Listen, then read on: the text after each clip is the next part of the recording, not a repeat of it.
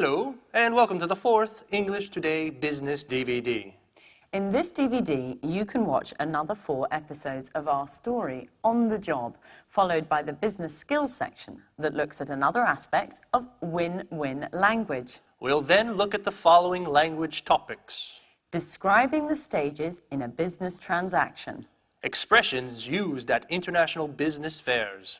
The language and delivery techniques used in presentations. So, have fun and enjoy your viewing.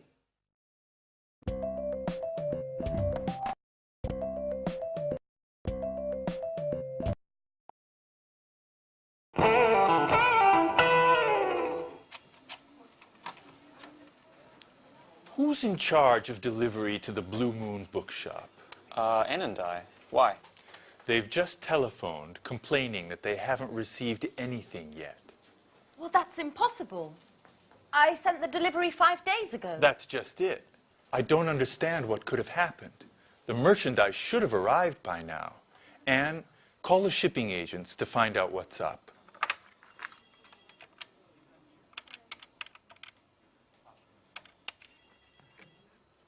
Hello, am I speaking to Fast Shipping? This is Anne Baxter from Pilgrim Publishing. I'd like to follow up on the merchandise we sent 5 days ago. Sorry? What? That's impossible. There must be some mistake. You can't have delivered it. Our client has just telephoned saying that they haven't received anything yet. Okay. Okay, I'll take a look at the paperwork and get back to you. Yeah, bye-bye. Well, Fast claims that the goods were signed for by the consignee. Rachel, go get the bill of lading. We need to look into what caused this mistake. Gary, are you sure you provided the exact address? Certainly, I still remember it. It's 35 Lafayette Avenue, Orange. That's it, all right. What about the duty? Do you remember paying it? Duty?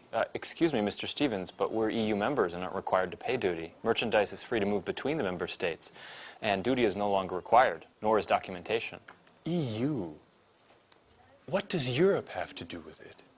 Excuse me, but Orange is in France, isn't it? Good God, Gary. Blue Moon is in Orange, but not in France. Orange is a city in Massachusetts, USA. Call the bookshop immediately. What an idiot. That's why I paid less on freight charges than was budgeted.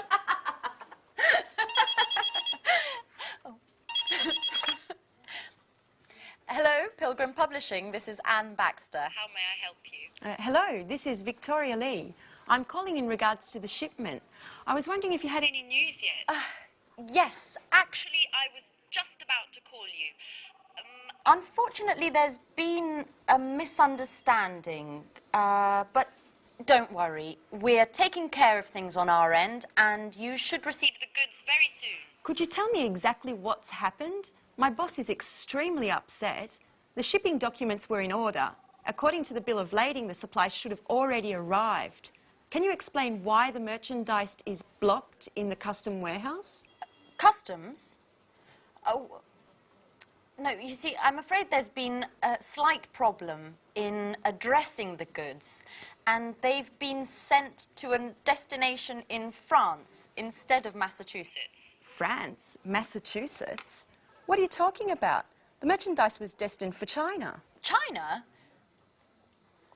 Excuse me, are you the owner of the Blue Moon in Orange, Massachusetts? No, I'm not. I work for Spectre. We're a multinational sporting goods manufacturer. I'm speaking with Fast Shippers, aren't I? Well, actually, no. This is Pilgrim Publishing. I'm afraid you've got the wrong number. But we do have something in common. We both use the same courier.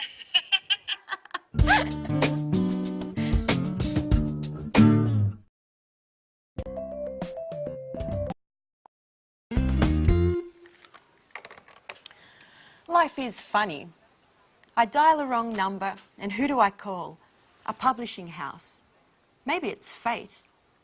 Nice young woman as well. What was her name? Anne Baxter, that's right. We use the same couriers and are both having problems with deliveries. What a strange coincidence.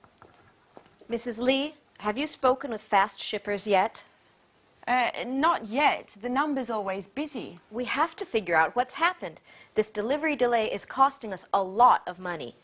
The courier assured us that the merchandise didn't have to pass through customs, that it would have left their warehouse with the customs bill already compiled, without any additional customs requirements. That's right. Considering the shipping costs, they're so high because they include all international delivery costs, such as transit, loading and unloading, assembly, and warehouse storage costs. Just a moment. I've got it. Did you remember to attach the certificate of origin, Mrs. Lee? The certificate of origin? I don't really know what that is. It's never been required for our shipments. The certificate of origin is that document which states the merchandise's country of origin for customs purposes. It's absolutely necessary for companies doing business in countries which don't belong to the EU, provided upon customs officials' request. And China is one of those countries. I'm sorry, Mrs. Collins. I didn't know. I swear it. Up until now, I've never taken care of shipments. This is going to be one very expensive mistake. Oh, by the way, I'll be taking our losses caused by this delay out of your salary.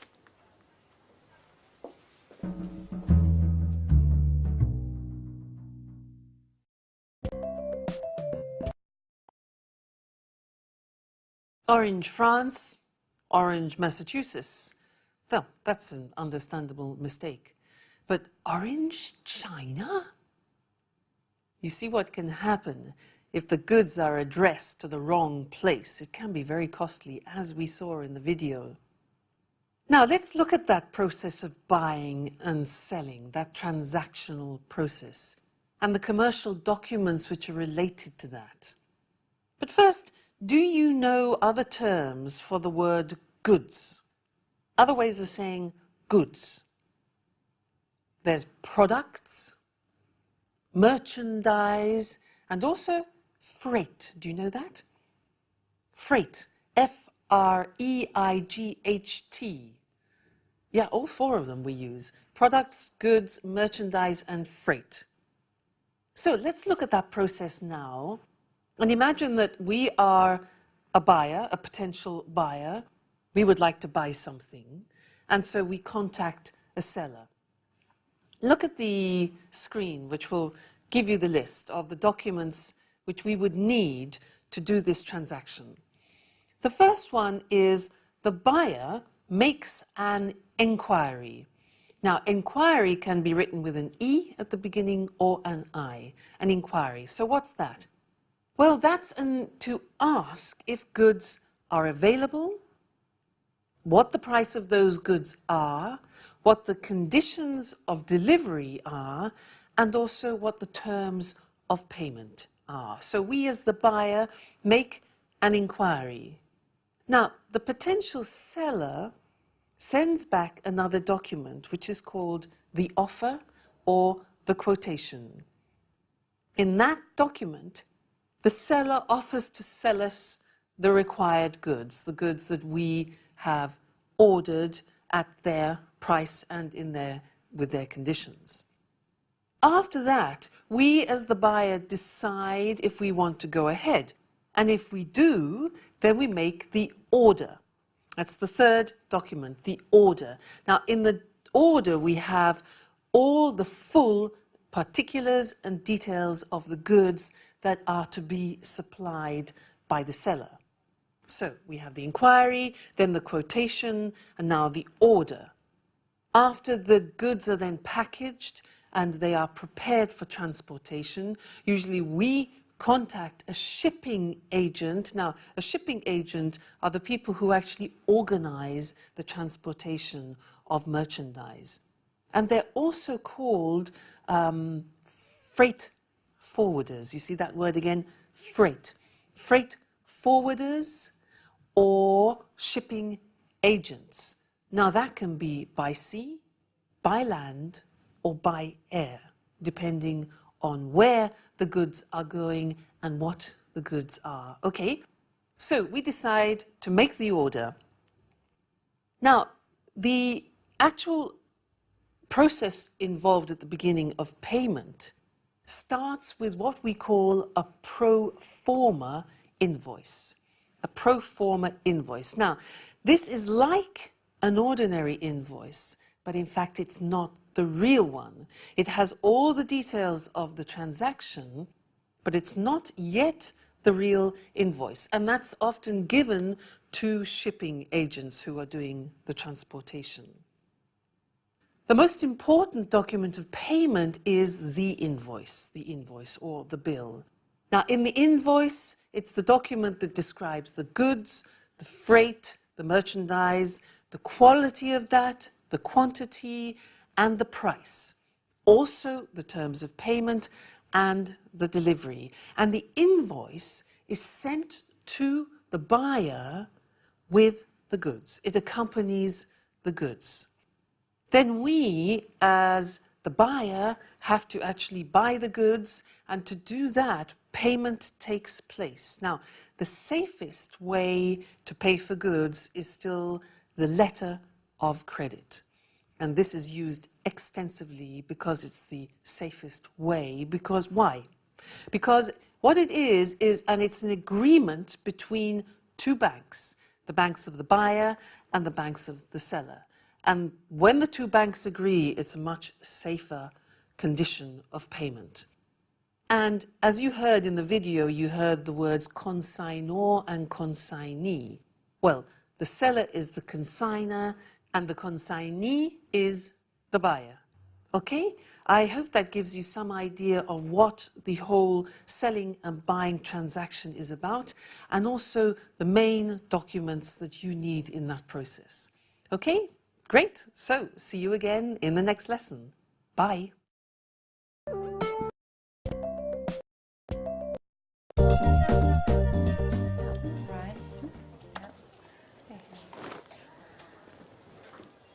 Welcome back, Gary. How was the International Book Fair in Frankfurt? Great. I cultivated a number of interesting contacts that could lead to great opportunities.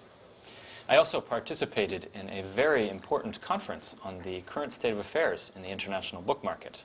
Oh, do tell, Gary.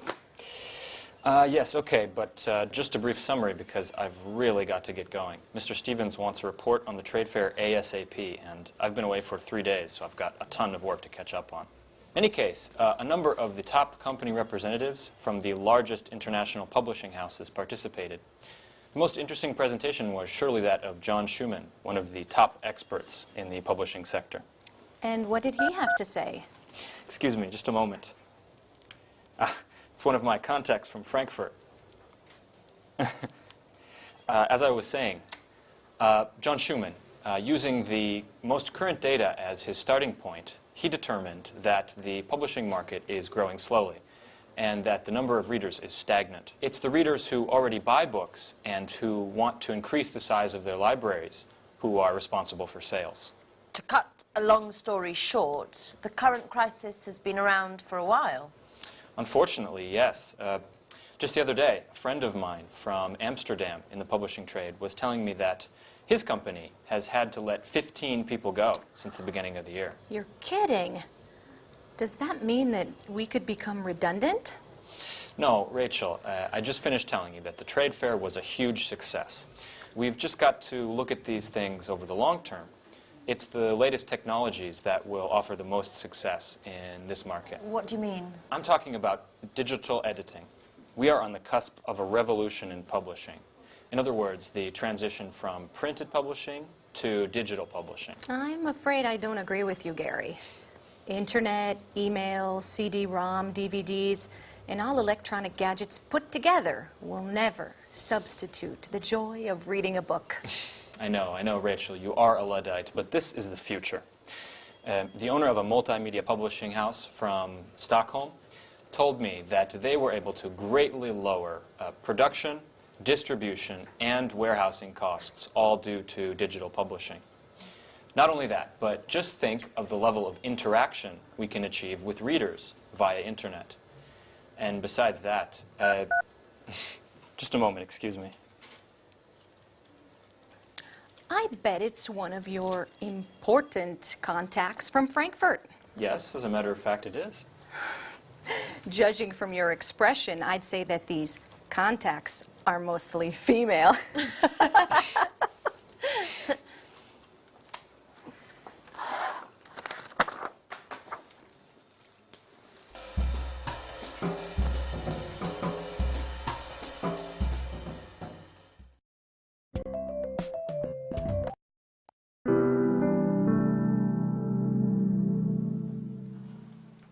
Oh, hi, Victoria.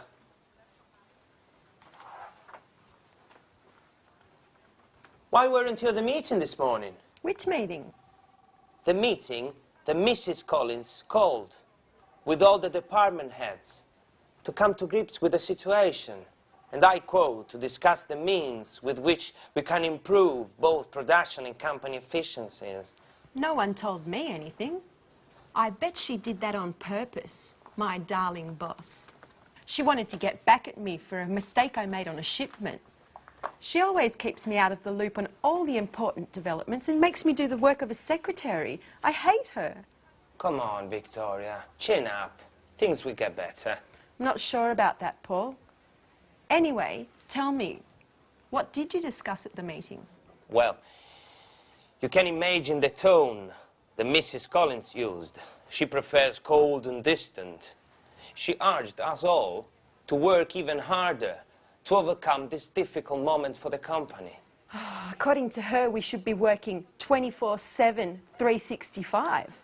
Listen to this. She told the warehouse manager to calculate the efficiency of workers more precisely as they go about their tasks, and if necessary, to lengthen their hours. Then she invited Mr. Rover, the personnel director, to evaluate the necessity of any new hiring. She told him that from now on, each and every short-term or long-term plan must first be evaluated and approved by her. I always said she was a dictator. Yeah.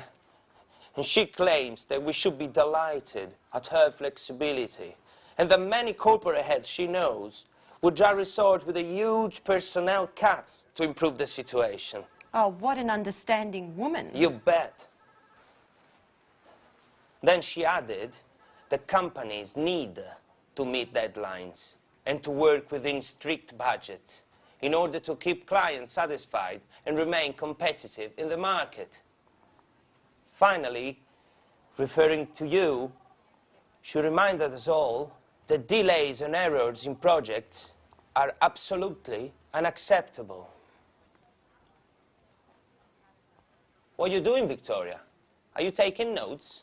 No, I'm writing my letter of resignation.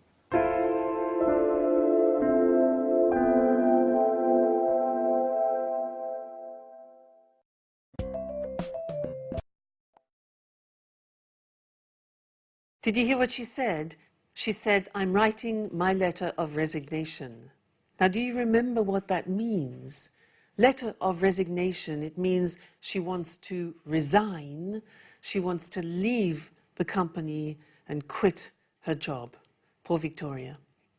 Well, let's now turn back to what we said at the beginning of the lesson, which was international fairs, and look at some of the language which is useful for you related to those. Now, if you decide to represent your company in an international fair, you are called an exhibitor. Look at the screen. An exhibitor. And what you have in order to display your things is a stand. It can be small, it can be large, but it's a stand. Also, we use booth. Now, when you go to the fair, the hard work begins because you have to set up or build the stand.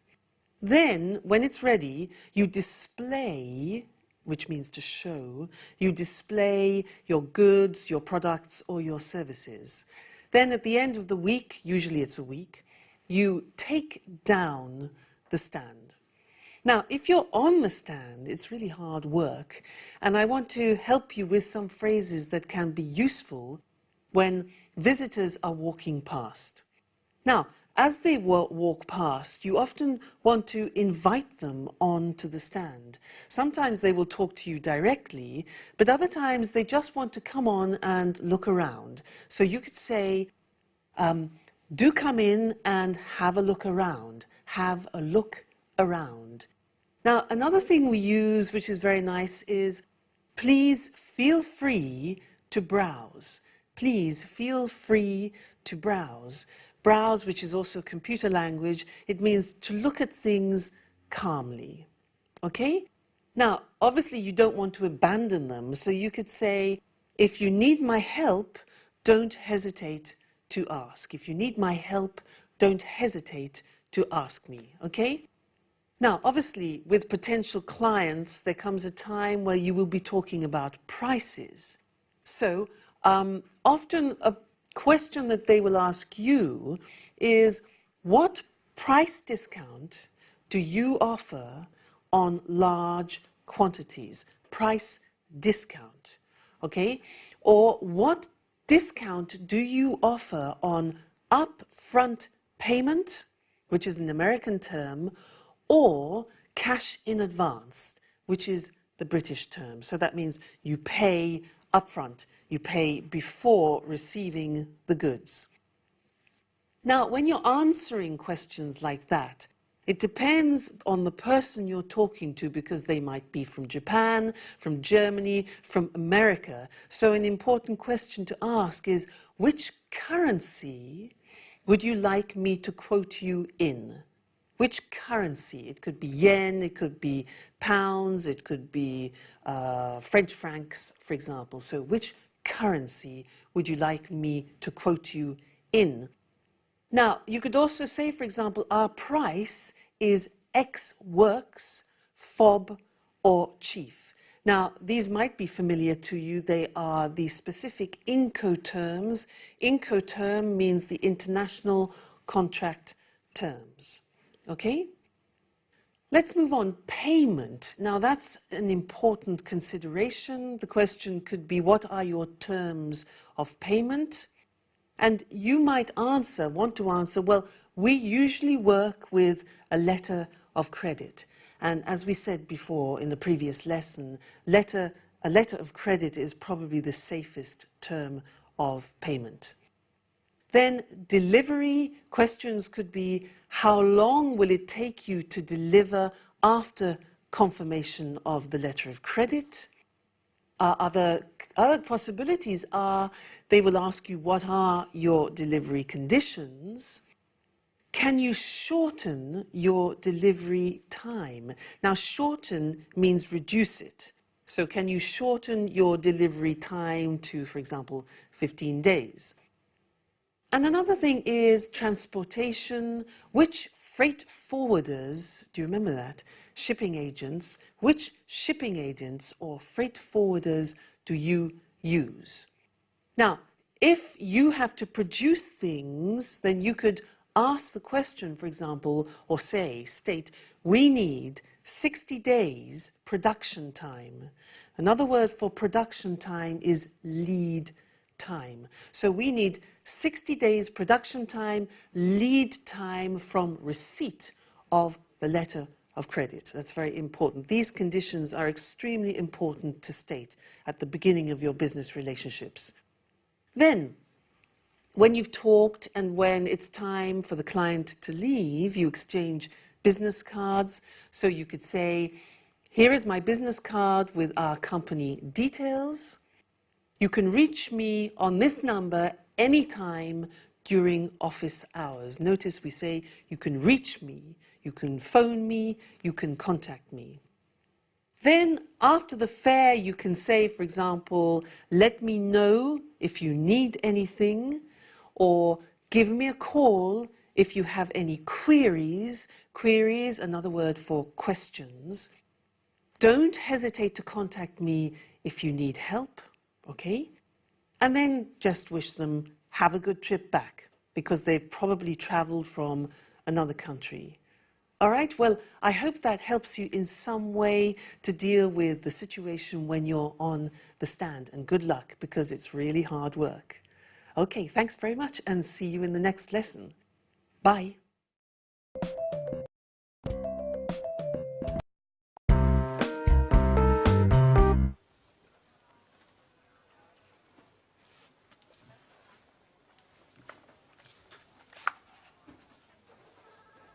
Paul, Don't tell me this is true.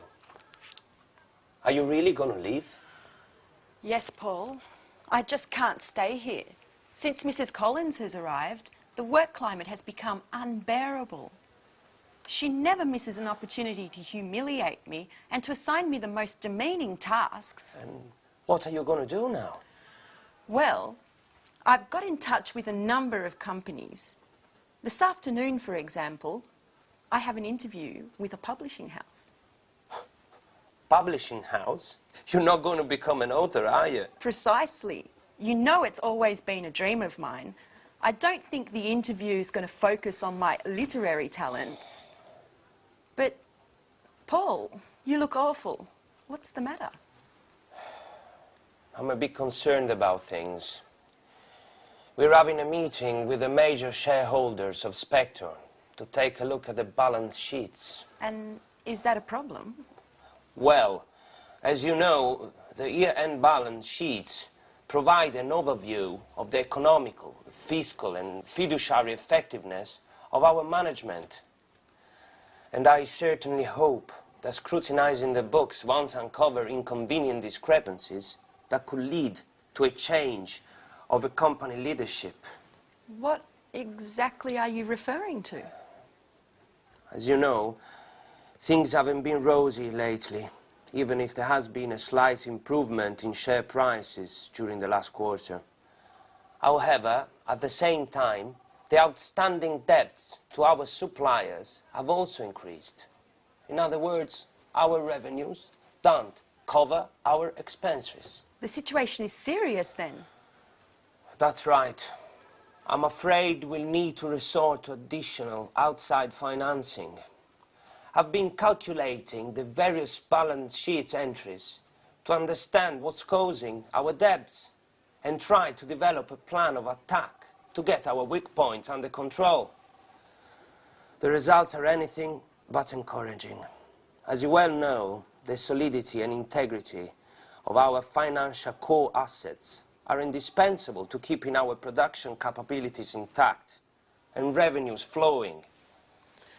I certainly wouldn't want to be in your shoes at the meeting. No kidding. I'm predicting lightning and thunder. I wish I didn't have to participate. Perhaps I could come down with a sudden case of flu or something.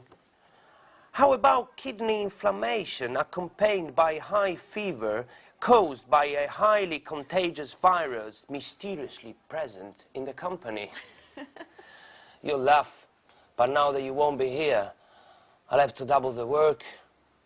By the way, they don't happen to need someone else at the publishing house you were speaking about.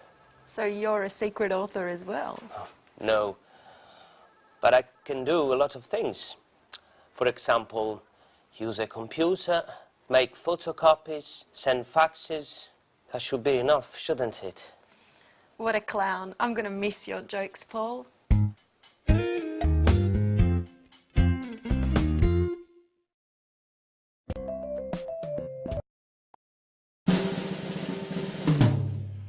Yes, I see. I understand.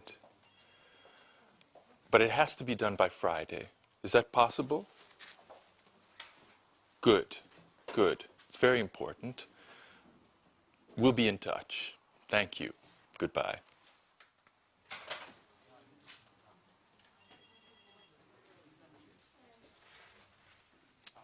Mrs. Lee, you've got an exceptional CV. Well, thank you, Mr. Stevens. I don't quite understand why you left Spectre.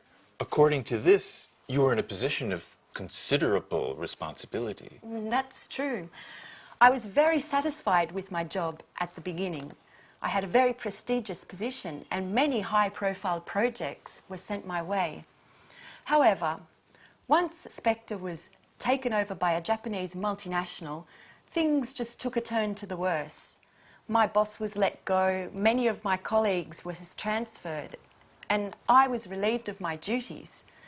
And of course, well, maybe I shouldn't tell you. Please do. No reason to be afraid. Well, the truth is, I just didn't get along with my new boss. I appreciate your frankness. Sincerity is one of the main qualities that I look for in my employees.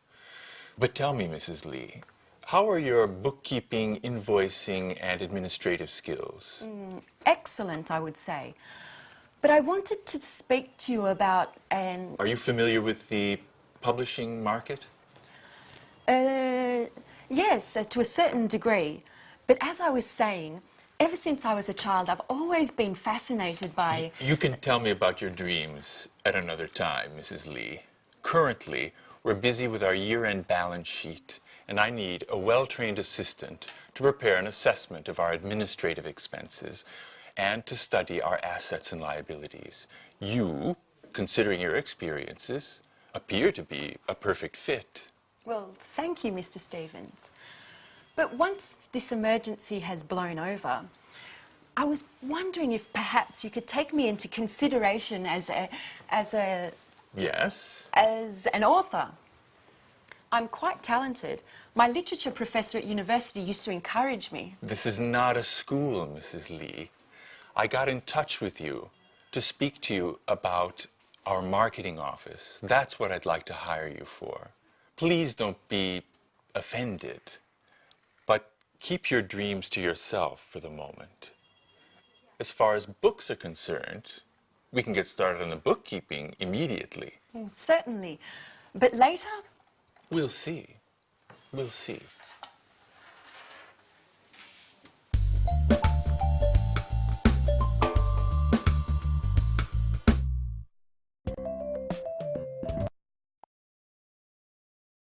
Did you notice how Mr. Stevens was reading a CV, it was Victoria's curriculum vitae, when he was doing the interview with her?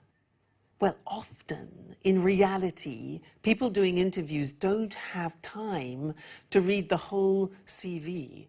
And so, if you're in the interview, you have to look at the information very quickly and just get the general understanding of it. So what he was doing, he was skimming for important information. And that's what I want to talk to you about now, are the 4 skills that we use for reading, which are skimming, scanning, extensive reading, and intensive reading. So let's call on the screen to look at those.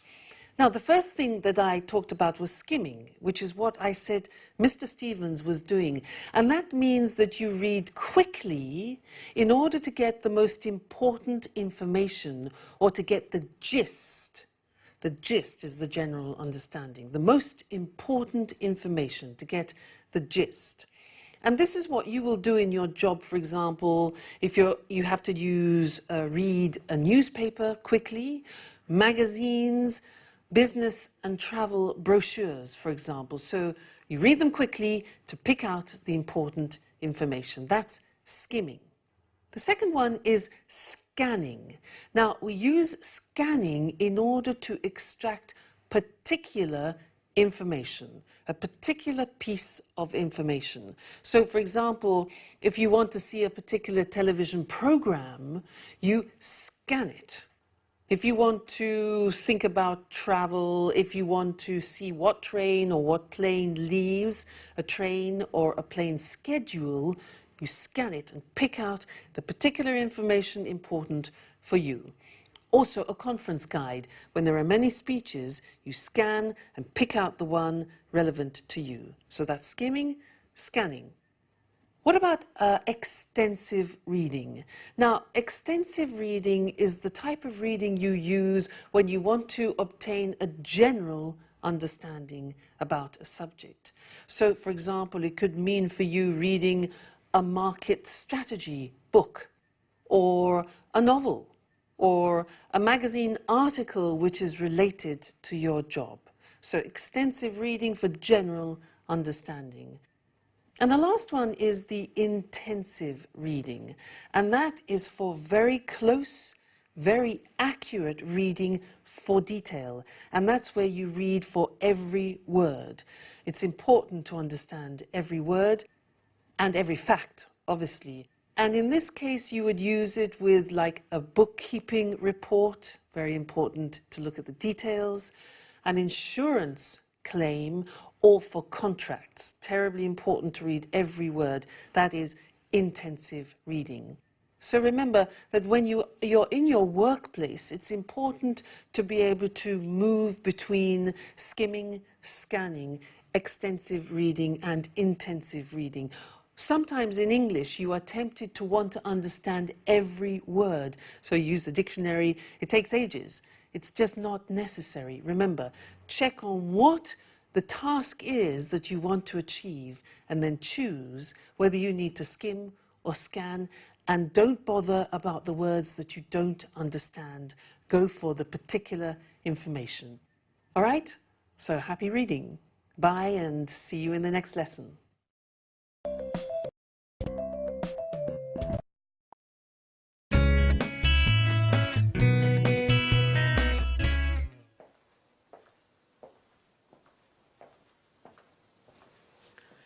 Excuse me, my name's Victoria Lee. Today's my first day at work and I'd like to know... Great. Great way to start. Where is everybody? Mr. Stevens told me I was going to meet my new colleagues and they were going to explain everything. Wonder if I've come to the wrong department. Ah, you must be the new arrival. Pleasure to meet you. I'm Rachel. The pleasure's all mine. My name's Victoria Lee. Mr. Stevens asked me to show you the office and explain everything. So, over there is the fax and the photocopier. This is your desk and computer. What else? Oh, yes, you'll find a coffee machine down the hall. But please, remember... Few breaks, and please keep them short. This gentleman is Gary Reynolds, head of marketing. How do you do? I'm Victoria. Mr. Stevens tells me that we're going to be working closely together.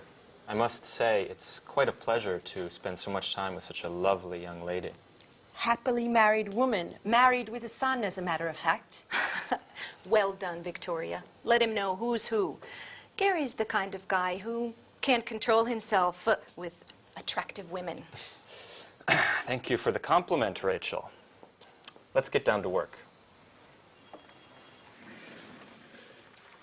Here's an analysis of last year's investments. As you can see, we've consistently improved our bottom line in all sectors, even if, as far as I'm concerned, we need to move more aggressively into the market.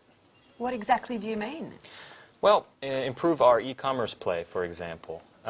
Let's imagine for a moment that Pilgrim were to develop an advanced online catalog that would allow users to purchase directly online. Don't you think that this way we could dramatically cut our distribution costs? Certainly, but what does Mr. Stevens think? Well, he's a bit old school in his way of thinking. According to his worldview, we should focus on sales through more traditional channels. I, on the other hand, would be thrilled if you saw things more along my lines. Why don't we develop a realistic marketing strategy that includes possible e-commerce earnings? Perhaps we could convince him together. I'm afraid I can't at the moment, Gary. I've got to focus on the bookkeeping to begin with. Listen, why don't we have a little dinner together tonight and then continue working at my house? I'm married, remember, Gary?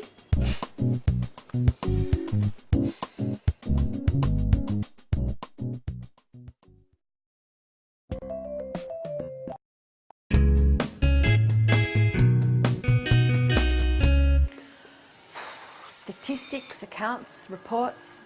Not much has changed from Spectre. And I was hoping for a more creative position. See you later.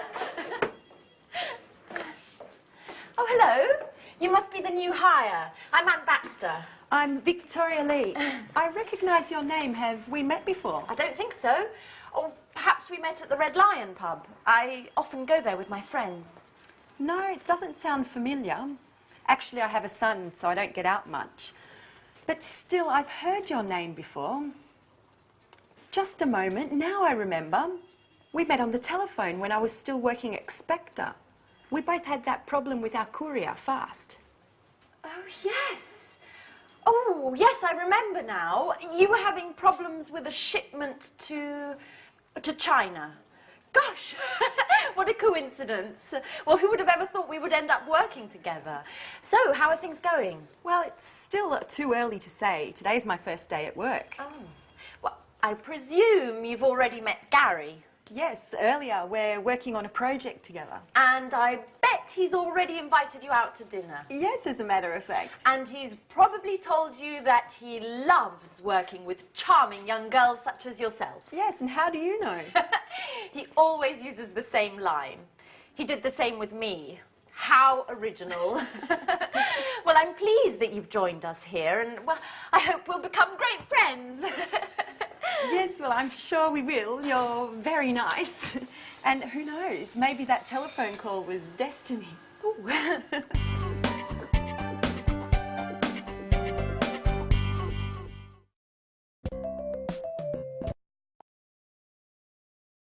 So let's talk about making presentations.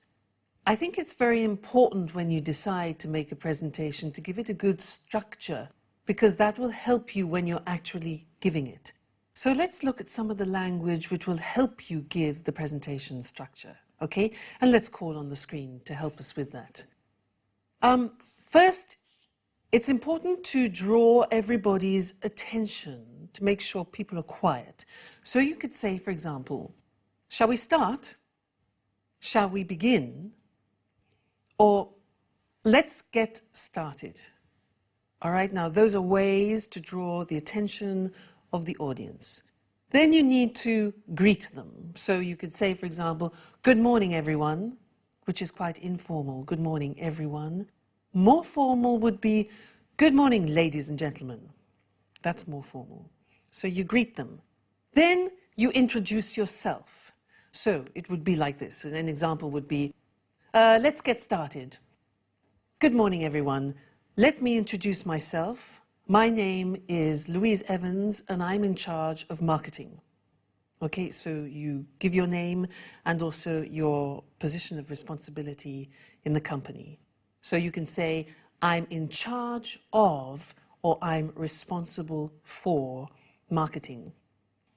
Then you need to introduce the topic of your presentation. So you could say, the aim or the purpose, watch the pronunciation, the aim or the purpose or the objective of my presentation today is to talk about the marketing strategy. So 3 words, aim, objective, or purpose. Good. You could also say, for example, I'd like to give you a brief overview or an outline. Now that's quite similar to summary. It means a general picture. So I'd like to give you an overview or an outline of our marketing strategy. Then you need to usually divide the presentation up into 3 or 4 or 5 points.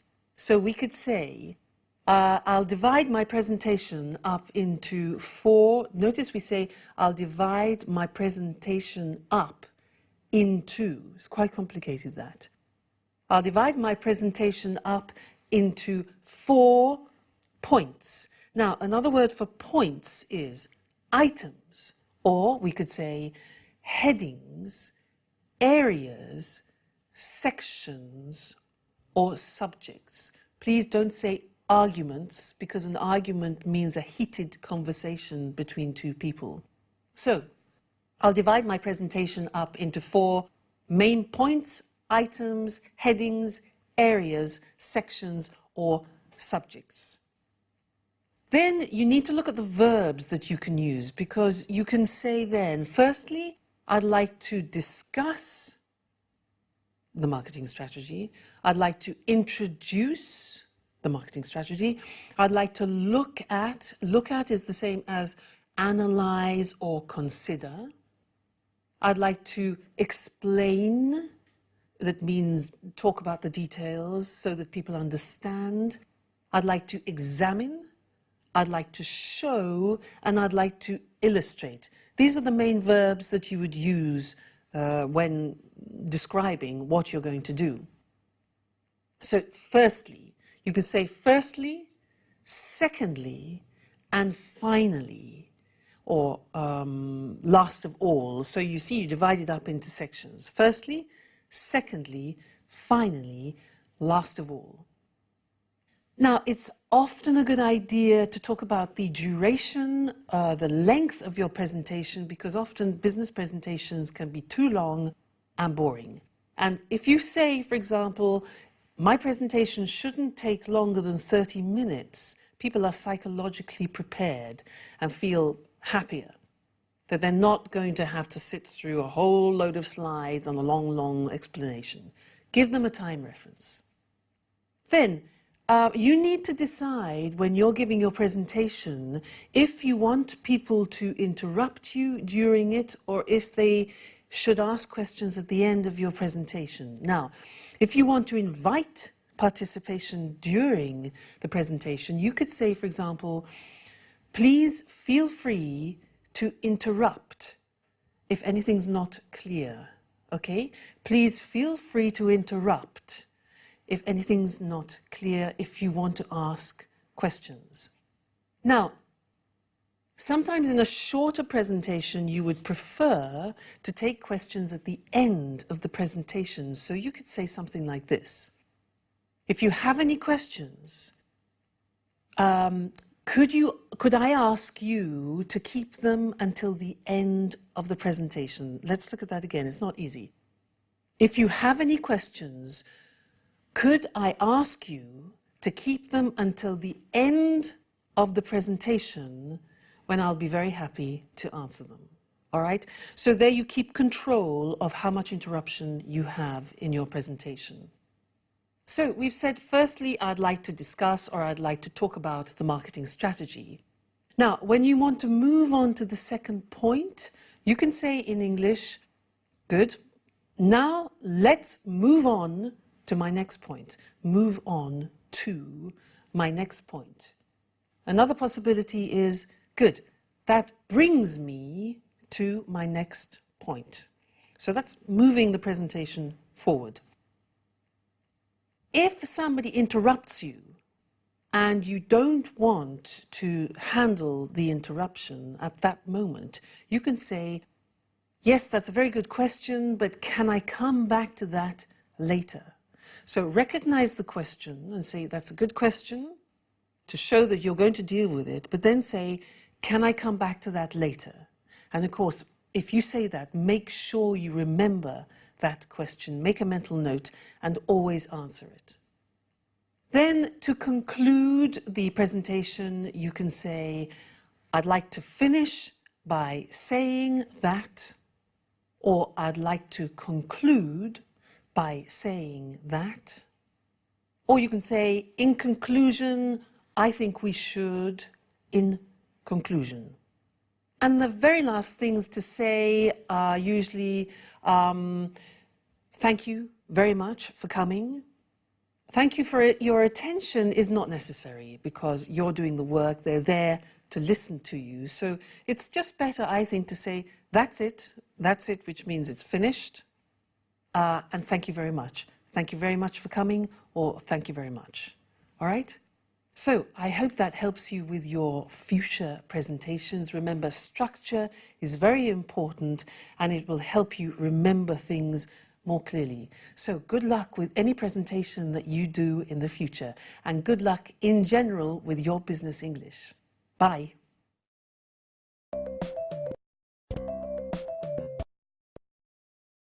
Hello, and here we are for the last Business Talk program.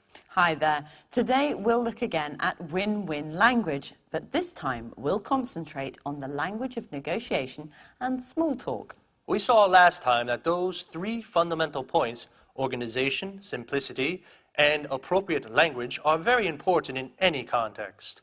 But let's have a look now at how win-win language can produce positive results in a negotiation. Eric and I are going to act out an example of a supplier asking for a price increase to cover transport costs. As you listen, keep in mind team spirit and a positive approach.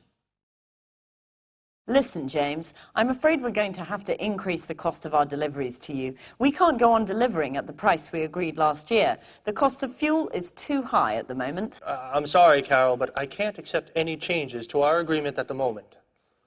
But James, we're losing money on every delivery we make. We have to do something. I think my company would prefer to look for another supplier in that case. I'm really not prepared to change what we agree. I'm sure other suppliers will be just as expensive, and you know we've always met our deadlines. No. Either you keep to your agreement, or I'm going to look for another supplier. Now, this was a typical I win, you lose situation. Okay, now let's have a look at a possible outcome if win-win language had been applied. Listen, James, I'm afraid we're going to have to increase the cost of our deliveries to you. We can't go on delivering at the prices we agreed last year. The cost of fuel is too high at the moment. Carol, this is very difficult. Let's try to see if we can find an alternative solution. Good idea. Why don't we try to break down your costs and see if we can help you make some savings? Well, as I said, the problem is simple. It's the high cost of fuel. How about trying to reduce the number of trips?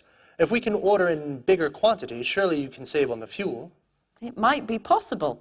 Give me some time to make some calculations. Okay, shall we talk tomorrow and see if we can reach an agreement that works for both of us? The result in this situation is very different. Eric was friendlier in his approach and didn't immediately turn down my request. First, he tried to find out exactly what I wanted. Yes, the idea is to look for alternative solutions that make both parties happy. Let's have a look now at how the same language I used in the negotiation can also work in a more informal situation like a business lunch. This time, we're deciding where to go for dinner this evening. A clear I win, you lose situation would be... What would you like to do this evening? I'd like to go to a fish restaurant. Unfortunately, my wife doesn't like fish. Well, I'm sure the restaurant will serve something else for her. Well, yes, all right. I know a good fish restaurant. Could you pick me up at the hotel? Yeah, sure. This time I'll apply some win-win language. Let's see what happens. What would you like to do this evening? How about going to a fish restaurant? Does your wife like fish? Unfortunately, she doesn't. No problem. Why don't we try to find a restaurant that your wife likes that can offer me some good fish as well? Great idea.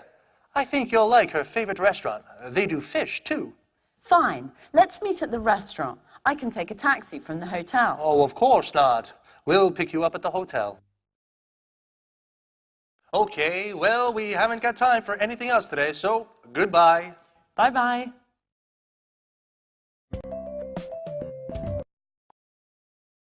So, if you're negotiating or deciding where to go for an informal business dinner, win-win language can really make a difference.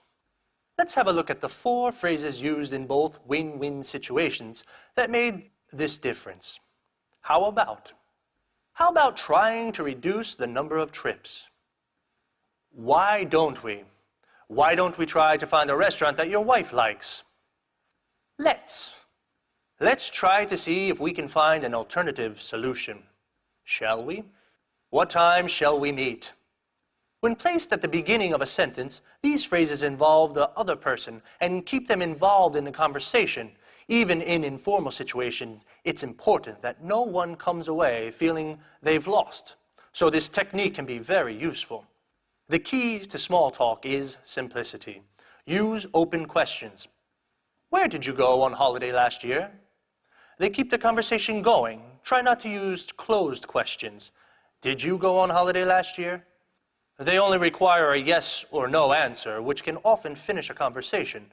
Prepare some simple responses to things that people may tell you. That's interesting. Congratulations. Oh, how terrible. That's too bad.